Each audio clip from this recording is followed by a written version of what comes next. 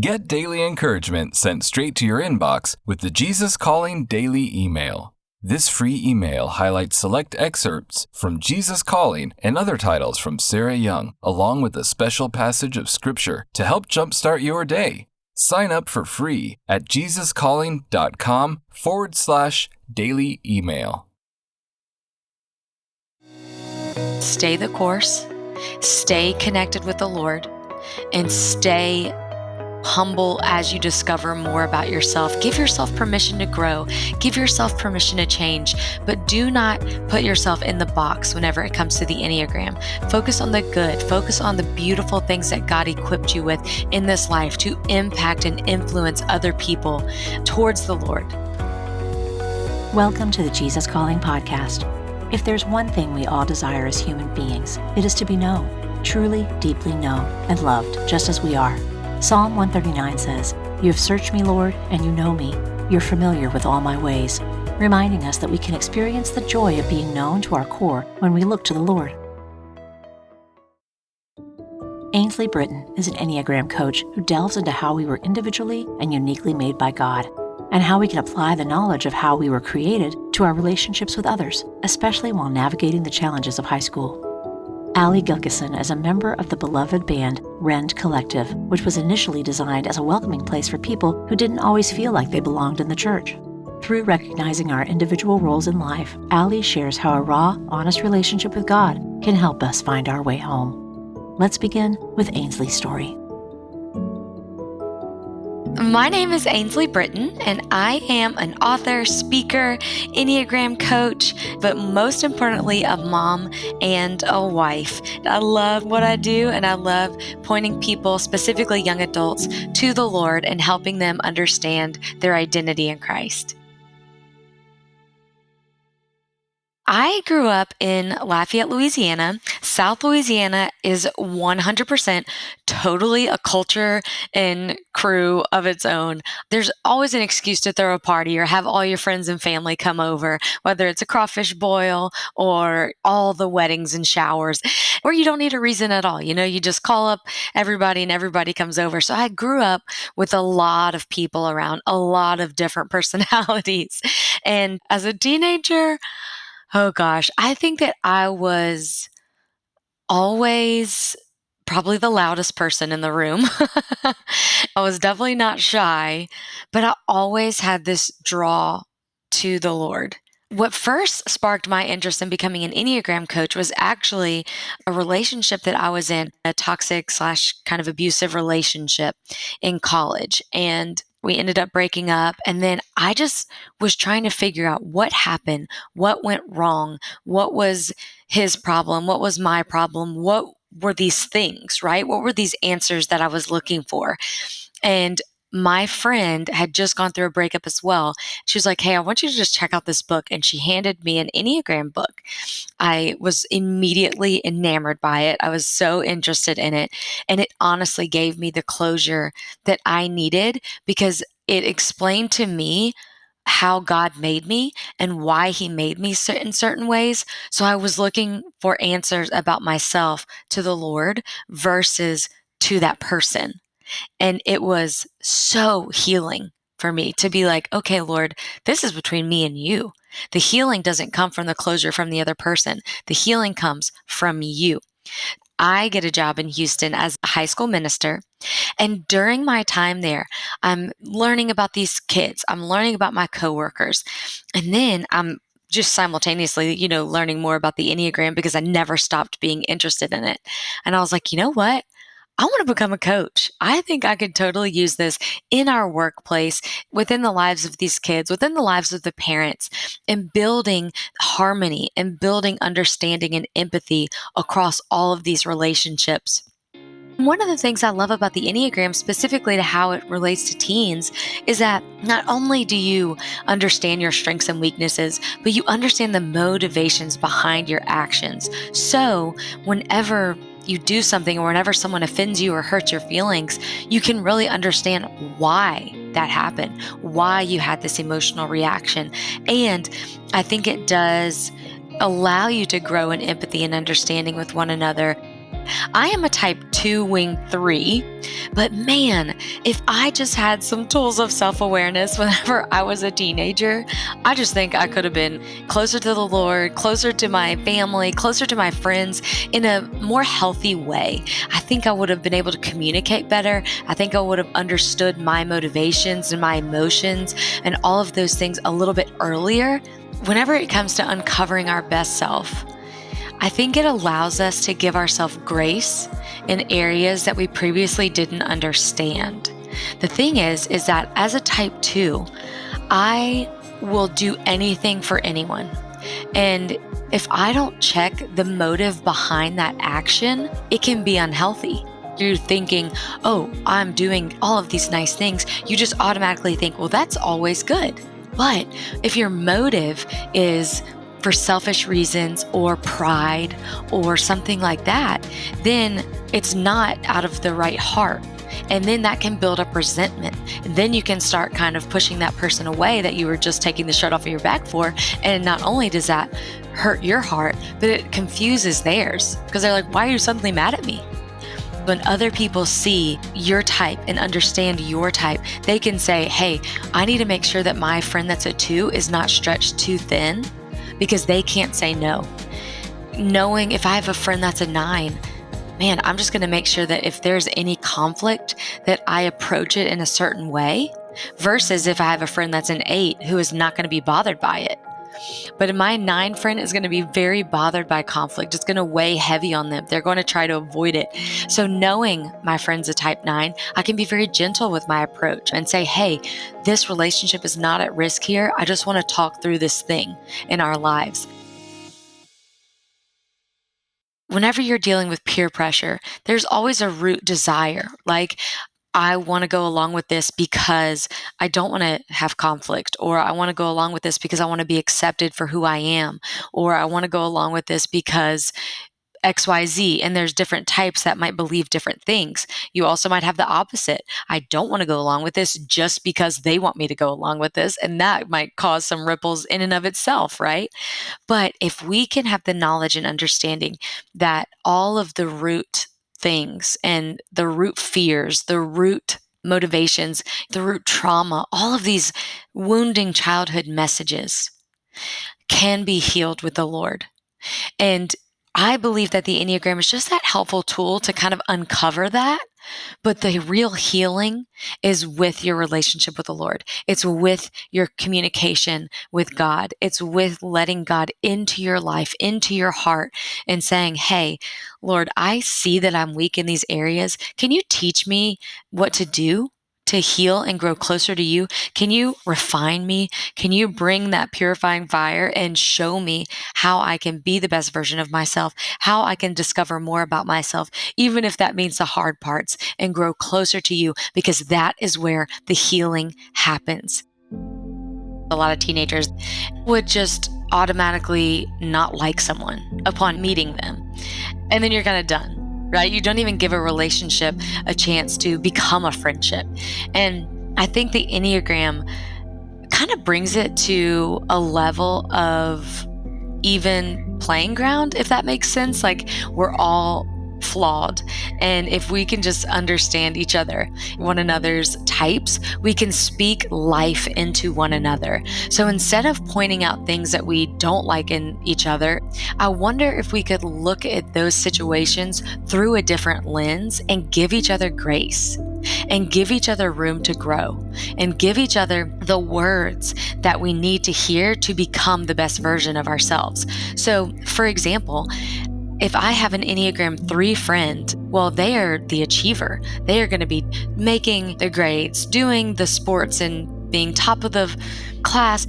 They're achieving, but they're worried about who they are on the inside, right? Like, who am I really apart from all of these accolades?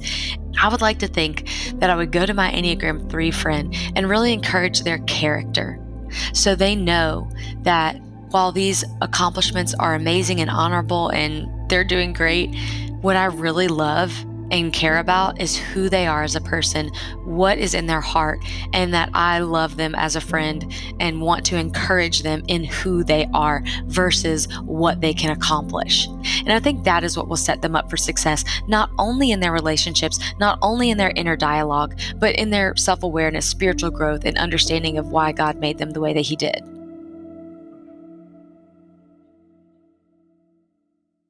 Jesus Calling is usually one of the first books or resources that I point people to, whether they are in the beginning of their faith journey, whether they're just in a valley, whether they are on a mountaintop and they just want to keep going. It's such deep but concise content that leads you straight to the heart of God. I have the app, I have the book, I now have the Jesus Listens book, and love it. I think it's an amazing resource. I think it's so important to connect with God daily because just like any of your other relationships, that's where the depth is. That is where the intimacy is. It's how you maintain and foster a friendship with the Lord. Not only do we get FOMO from being in His presence, but He gets FOMO from us. He doesn't want to be apart from us. The God of the universe wants to commune with us and be near us. And that's such an honor. Jesus Listens, December 12th. My Jesus, you designed me to live in union with you. I'm thankful that this union does not negate who I am. On the contrary, it makes me more fully myself. I've discovered that when I try to live independently of you, even for short periods of time, I experience emptiness and dissatisfaction. But when I walk in the light of your presence, you bless me with deep, satisfying joy. I delight in praising you, exulting in your righteousness. Help me to find fulfillment in living close to you, yielding to your purposes for me. Sometimes you lead me along paths that feel alien to me. At such times, I need to cling to you, trusting that you know what you're doing. When I follow you wholeheartedly, I can discover facets of myself that were previously hidden. You know me intimately, far better than I know myself. In union with you, I am complete. In closeness to you, I am transformed more and more into the one you created me to be. In your beautiful, righteous name, amen. To learn more about Ainsley and her work, please visit ainsleybritain.com and be sure to check out her latest book, The Enneagram for Teens, a complete guide to self-discovery and spiritual growth, wherever you buy books. Stay tuned to Allie Gilkeson's story after a brief message.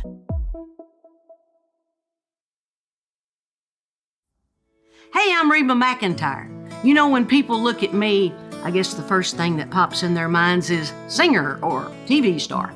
Maybe they think of my red hair. But when I look in the mirror, I just see a woman who grew up on a ranch in Oklahoma and wanted to be a barrel racer. I still like wearing boots and getting them a little bit dirty. Sweet tea and a plate of beans makes the perfect meal after a hard day of work. And the love of family and friends, that is more valuable than anything. Not that fancy. Simple lessons on living, loving, eating, and dusting off your boots is my new lifestyle book from Harper Celebrate. It's a collection of simple Oklahoma-style truths I keep coming back to, and a bunch of good stories, photos, and recipes that go along with them. I like to think of it as what I'd talk to my friends about on my front porch, just in book form. So put on your most comfy boots, grab a big glass of sweet tea, and enjoy Not That Fancy. Order your copy of Not That Fancy and be sure to look for the Not That Fancy audiobook read by Reba herself, wherever audiobooks are sold.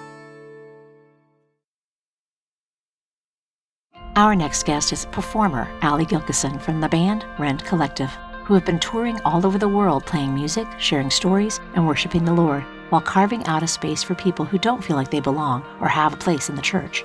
Allie shares about the process of writing songs that speak to our hardest moments and unspoken fears, and what raw, authentic worship looks like. My name is Allie Gilkeson.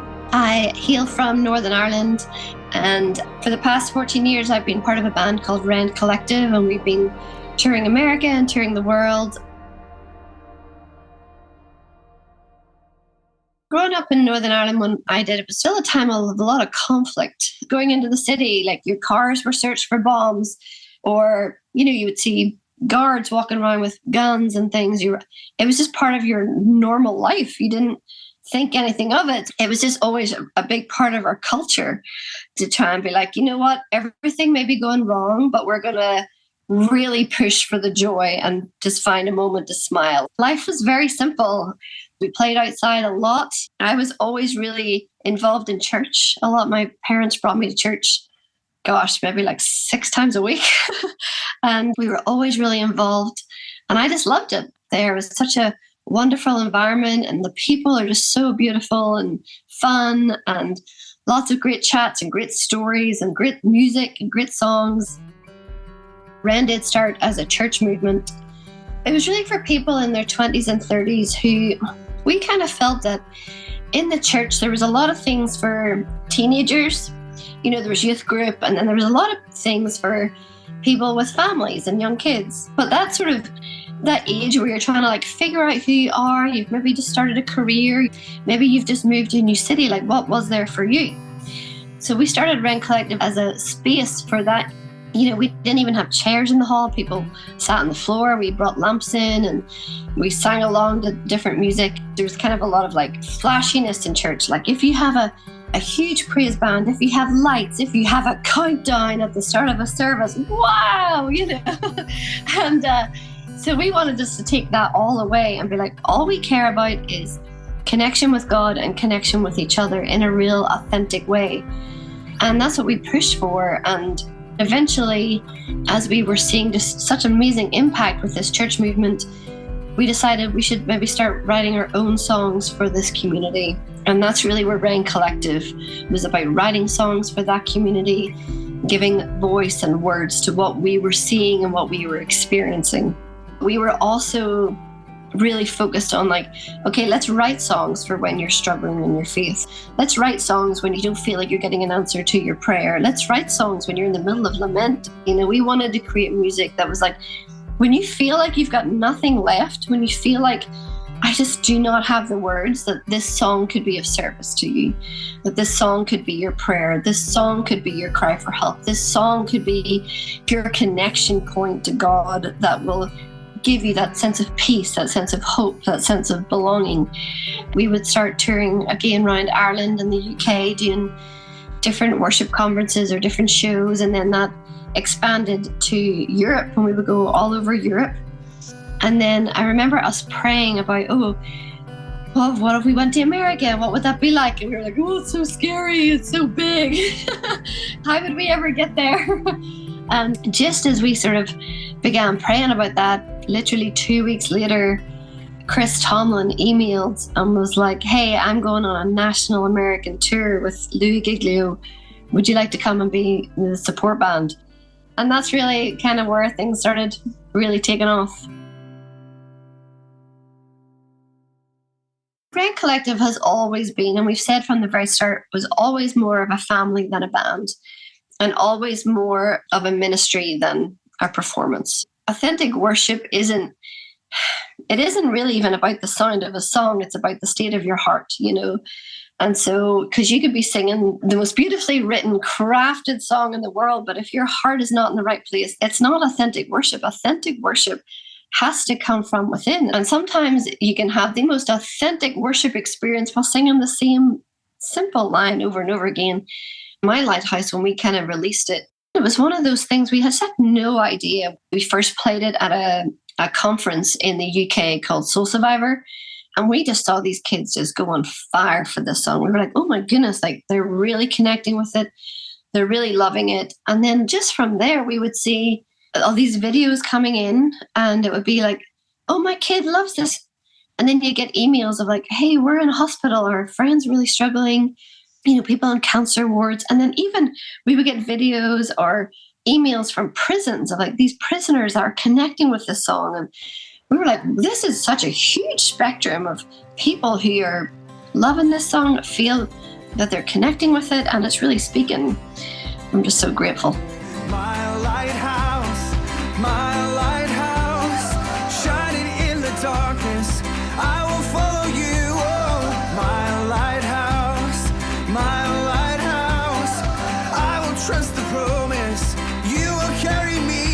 It's so important today that you're connecting with what's true. And I feel like, particularly with prayer, for me, I feel most connected to God when I'm in nature. And so I always make a point of like getting out there and be like, okay, what are we saying today? I'm reminding who God says I am and what I proclaim about him, and finding the moments to be thankful for what we have, thankful for who we are, even in the most hard circumstances. The discipline of gratitude is huge.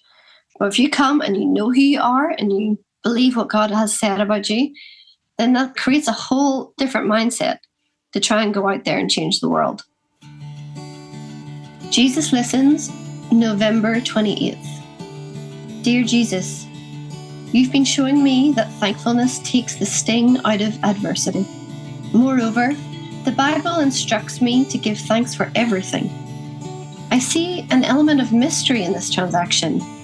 I give you thanks regardless of my feelings, and you give me joy regardless of my circumstances. This is a spiritual act of obedience, at times blind obedience. Thanking you for heart-rending hardships can seem irrational or even impossible. But I've learned that when I obey you in this way, I am blessed, even though difficulties remain. Thankfulness opens my heart to your presence and my mind to your thoughts. I may still be in the same place, facing the same set of circumstances, but it's as if a light has been switched on, enabling me to see from your perspective more clearly. It is this light of your presence that removes the sting from adversity. Help me, Lord, to walk in the light with you more and more. In your luminous name, amen. To learn more about Ainsley Gilkeson and Rend Collective, follow them on social media and find their music on your favorite platform. And be sure to check out Allie's new children's book, My Lighthouse, at your favorite retailer. If you'd like to hear more stories about being seen and known by God, check out our interview with Steve Werner.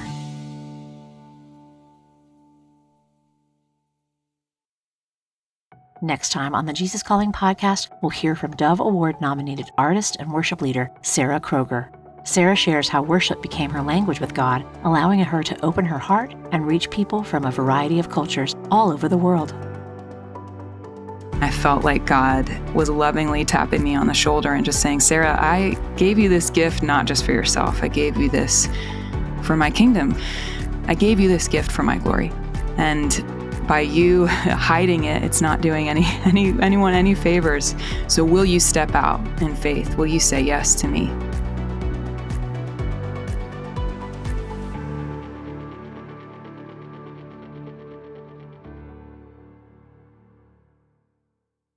Thanks for listening to the Jesus Calling podcast. Every week, we'll bring you stories from people who share their journeys of faith and how prayer and a relationship with God transformed their lives. Be sure to follow us on Apple Music, Spotify, iHeart, or wherever you listen to podcasts. And leave us a review so others can be inspired weekly by these stories of faith. Finally, you can find encouragement, resources, and more on the Jesus Calling website at jesuscalling.com.